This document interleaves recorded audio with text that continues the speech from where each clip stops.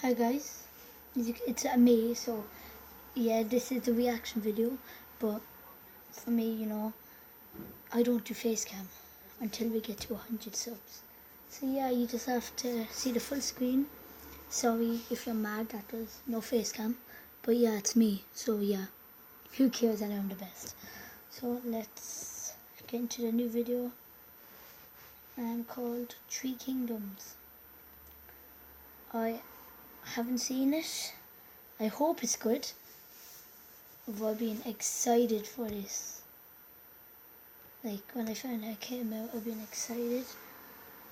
And yeah, I still need to watch some few old ones, but yeah, I haven't watched this one. Yeah, I have watched Cold War.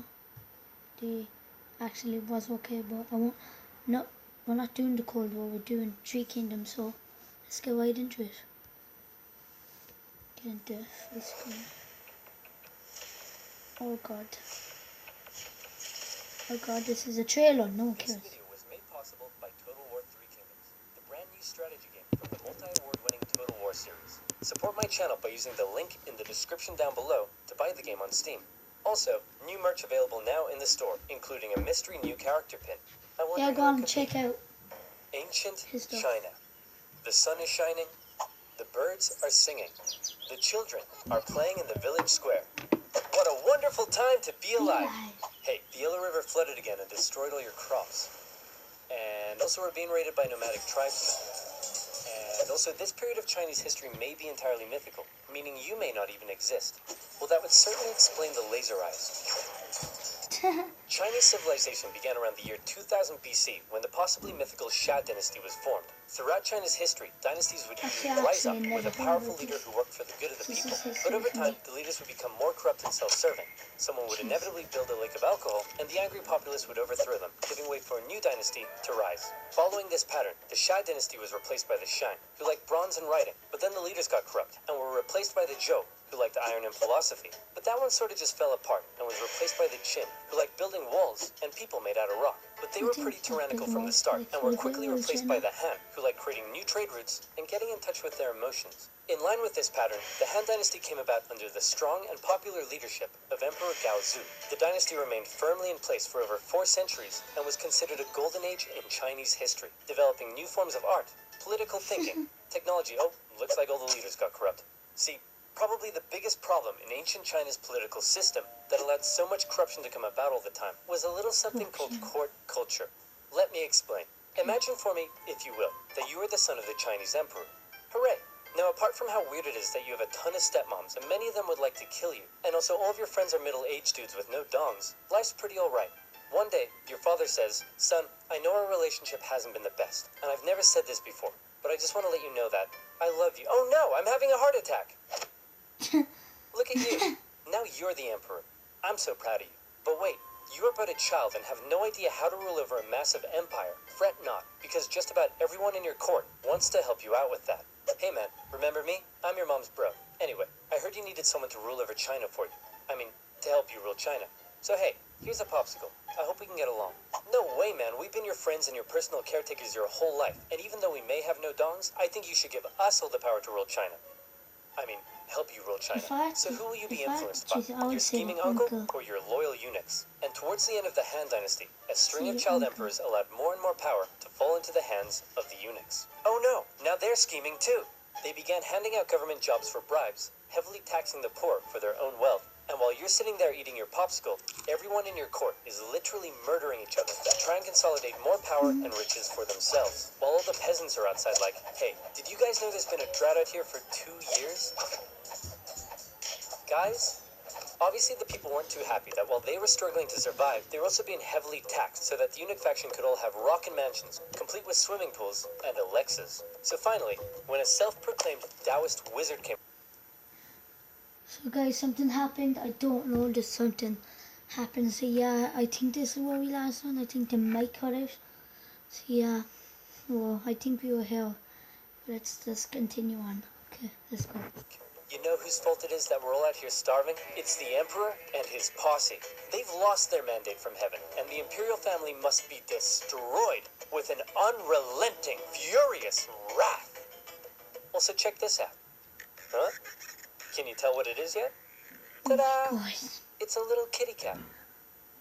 Look at her little ears. The people loved his political philosophy. He promised them land reforms, and his followers grew in number. They began arming themselves and wearing yellow turbans. And they also developed a really catchy slogan. In the year 184, the Yellow Turban Rebellion broke out across China, with millions rising up against the Han Dynasty, and the imperial government in the capital city freaked out. With all their internal bickering, they were completely unprepared and unable to deal with such a huge rebellion, so they were forced to call on independent warlords from across the empire to help them deal with the situation. Some big names took part in the fighting. I'm talking the likes of the great Cao Cao, the tyrannical Dong Zhou, Liu Bei, Sun Jian, and many other Chinese names I am definitely not pronouncing correctly. These warlords crushed the rebellion in their own respective regions, and with casualties in the millions, the Han Dynasty breathed a huge sigh of relief. But what they didn't realize is that by relying on all the warlords and their armies, they had essentially diminished their own central control over the empire, and many of the warlords now held the power to act almost completely independently and rule over their own local regions themselves. Back in the capital, the emperor and his son were having a little chat. Listen, I know we've had our ups and downs, and I spend all of my time with your many smoking hot stepmoms instead of you. But what say you and I finally go on a little fishing trip together this weekend? Oh no, I'm having a stroke! And yet another child emperor was on the throne. This time, however, instead of the eunuch faction gaining even more power, this child emperor's uncle became his regent, who also just so happened to be the head of the imperial army, He Jin. Man, I hate those sneaky, lying, cheating eunuchs. Hey warlord Yuan Shao, what should we do? Kill them all. Right on. You can't kill the eunuchs. They're a vital part of this empire's governance. And also they paid me a lot of money to say that about them. Ah, come on! No. So He Jin and Yuan Shao decided the empress may need more convincing. And so they called in an infamous, feared, tyrannical, overweight warlord from the northwest to help convince her. That man was Dong Zhou, and he set out for the capital city with his army. Hey guys, I heard a rumor that He Jin was planning on killing us. Then why don't we kill him first? And so it was. They lured him to the palace with a forged letter from his sister, and when he got there, they lobbed off his head. Jeez. Kill them all. Imperial forces stormed the palace, and the eunuchs were all massacred. The peasants, who were still suffering from drought and starvation, saw what was going on and began to riot. The emperor and his brother were forced to flee the city, which was now in flames, and the feared, nasty, tyrannical, bloated Dong Zhou had just arrived. He found the emperor and his brother wandering the hills outside of the city and was understandably confused. So he scooped up the emperor, went to the capital and was like, "Hey guys, what's up? I see the capital is on fire. Also, I'm here with my army and I have the emperor with me." Wait a minute, the capital is on fire, I'm here with my army, and I have the emperor. Screw you guys, I'm in charge. So now Dong Zhou ruled over the Han Dynasty as the emperor's regent. His first act was to say to the emperor, "Hey man, no hard feelings, but I like your little brother better, so I'm actually making him emperor instead of you, so you're free to go do whatever you want." Actually, yeah, Okay. that feels better. Dong Zhou ruled with an iron fist, and he did whatever the flip he wanted. He made absolute decisions himself, showing no regard for the monarchy. He had his opponents or those who disagreed with him killed. He broke protocol, doing things like keeping his sword when approaching the emperor, wearing shoes in the court, sleeping in the emperor's bed, and worst of all, he would walk in the presence of the emperor. You were meant to trot. The other warlords around the empire hated him, and so they said, "Something needs to be done about this guy. What say we form a coalition and oust him?" And it was agreed. Warlords from across China, their armies amounting to 100,000 men, allied together against the tyranny of Dong Zhou. Yuan Shao's coalition consisted of some of the nation's most capable leaders, including his half-brother Yuan Shu, the great Cao Cao, and Sun Jian. But Dong Zhou had an ace up his sleeve. His protege and adopted son, one of the most skilled and feared warriors in all of China. It's Lu Bu. This guy was a beast of a man. He never lost a duel, and no other warlord dared challenge him to one. He was also famous for betraying just about every warlord he ever fought for, something that Dong Zhou didn't seem too concerned about. The coalition attacked Dong Zhou in Luoyang, and in particular, Sun Jian's forces inflicted a heavy defeat against him, and he was forced to flee to the city of Chang'an. After this initial success, however, the war entered into a stalemate. The warlords in the coalition realized it was going nowhere, and also they all secretly hated each other, so they all went home. Dong Zhou was safe, until... Legend has it that a government official in Chang'an had a daughter who was hot, super hot. He Jesus. invited Lu Bu to his home and promised Lu Bu that someday he could marry his daughter. Then, he invited Dong Zhou to his house and did the exact same thing. Dong Zhou was so smitten that he insisted on taking her as his concubine immediately. And when Lu Bu heard the news, he was pretty unhappy. Hey man, aren't you worried that you stole Lu Bu's girl and betrayal is like his personal hobby? Lu Bu? Betray me? No way, man. Never gonna happen. Ah, crap. Lu Bu, along with other government officials, assassinated the tyrannical Dong Zhou. Then they left his body burning in the streets. Some sources say he was so fat and oily, he kept on burning for days.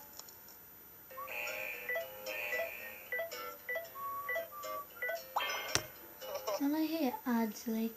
Nice. So with Dong Zhou dead, and the power of the Han government essentially decimated, China was left with a huge power gap, and a ton of warlords who all slept soundly at night dreaming of being the one to fill it. Here we enter into a crazy and chaotic period of civil war all across China, with so many people, so much betrayal, so much intricacy, it makes Game of Thrones look like a Dr. Seuss publication.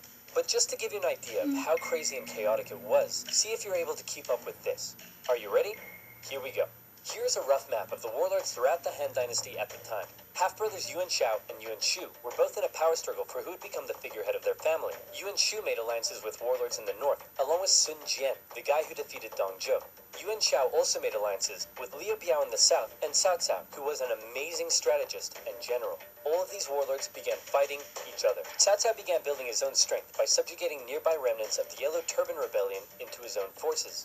Down south, things weren't going so well for Sun Jian, as he was killed in an ambush, so Sun Sun Sun Ce took over. Then, Yuan Shu got pushed back to the river Huai, so he ordered Sun Ce to take the territory of warlord Lu Kang. Then Sun Ce went off to capture territories in the east for himself. Cao Cao's family lived in this province over here. One day, they were murdered. Oh no, Cao Cao held the province's governor responsible, and so he launched a cruel invasion in which he pillaged cities and murdered over 100,000 civilians. The governor sent out a call for help, and a very popular, likable warlord by the name of Liu Bei came to his aid. However, while Cao Cao was away fighting, a rebellion was staged against him in his home province by none other than it's Lu Bu. Cao Cao rushed home and defeated Lu Bu, who fled to the east, which by now had been inherited by Liu Bei. Then Lu Bu, surprise surprise, launched a rebellion against Liu Bei, who fled to Cao Cao. Together, Cao Cao and Liu Bei would go on to invade and defeat Lu Bu. Lu Bu offered to join Cao Cao, and Cao Cao considered the offer. But his advisors were like, no way man, this guy's betrayed literally everyone he ever worked for. And so boo-hoo, Lu Bu was executed. Next, Cao Cao convinced the emperor to move in with him. Now he's in control of the Han government, something that made his allies very jealous. Yuan Shu, out of nowhere, decides to declare himself emperor of the new Zhong dynasty. Nobody liked that. His allies cut ties with him. The imperial government ordered everyone to kill him. He tried to flee to his brother Yuan Shao, but died of illness on the way. Sun Ce took over his territory, and then got assassinated. So his brother, Sun Chen, took over. Liu Bei turned on Cao Cao, but got obliterated, and was forced to flee south. Yuan Shao finally defeated the warlord to his north, and could now focus south. He declared war on his ally Cao Cao, but was defeated at the Battle of Guandu. Cao Cao has now united the north, and he turned his attention to the south. In particular, Liu Biao's province was becoming a powerful threat, so Cao Cao attacked him. Liu Bei was now fighting for Liu Biao, and he held Cao Cao off for a while. But then Liu Biao died, and his son took over, and immediately surrendered to Cao Cao. Liu Bei was horrified, and he fled southward to try and maintain control of the province. Cao Cao was on an absolute roll, and it looked like he would be the one to take control of China. He began making plans to attack both Liu Bei and Sun Chen, and the two of them, seeing where things were headed, met up and decided to form an alliance. Now I know that was a lot to take in, but all you really need to know at this point is that this guy is on his way to taking over everything, and he's about to throw his full weight at the southern warlords. These two have one chance, one battle, to prevent him from invading the south, and that battle was the famous Battle of Red Cliffs. To take the south, Cao Cao would need to control and cross the mighty Yangtze River. He had over 200,000 men to face against Liu Bei and Sun Chen's combined force of 50,000. How would they stand a chance when they were so outnumbered?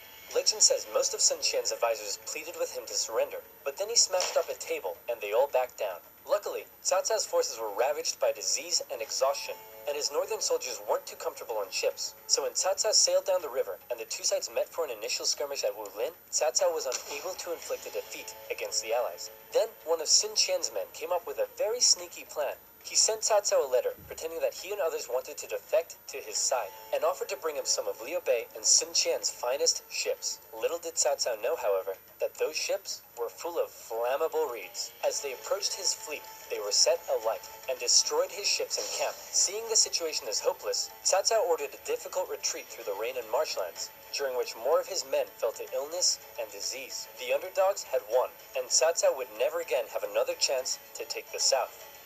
Following that, the three warlords took some time to finish off some smaller competitors in their own regions, and by the year 214, China looked a little bit like this. Cao Cao continued to try to penetrate the southern regions, but had no success, and even lost the Hanzhong region to Liu Bei in 217. The former allies eventually fell out over who should own this territory here, with Sun Qian coming out on top. In 220, Cao Cao died of a head disease, and was replaced by his son, Cao Pi. Cao Pi convinced the Emperor of Han to abdicate, and then proclaimed himself the Emperor of the new state of Wei. Liu Bei followed suit, declaring himself the true Emperor of Shu Han, and a few years later, Sun Qian joined in the fun and declared himself Emperor of Wu. And so now you have a number of kingdoms in China.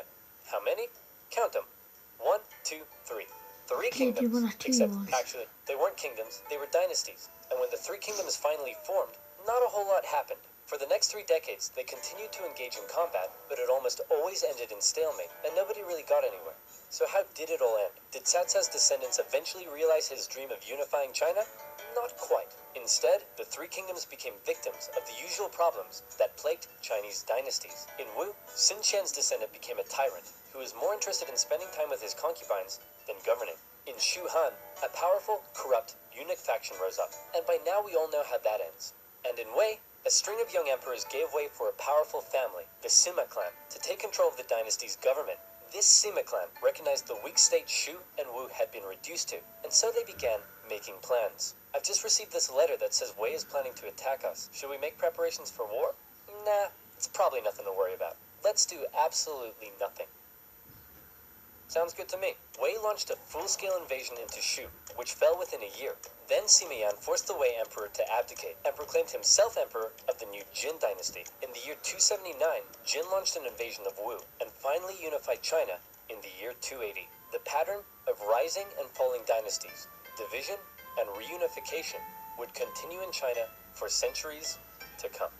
Right now you may be asking yourself, but wait a minute, what would have happened if Cao Cao had his way and unified China? Or what if Lu Bu never assassinated Dong Zhou and he continued to rule over the Han dynasty? What about if one of these smaller warlords had risen to the top? Dang it, what if I want to be a warlord during the downfall of the Han dynasty? Whoa, partner, calm down, because now you can.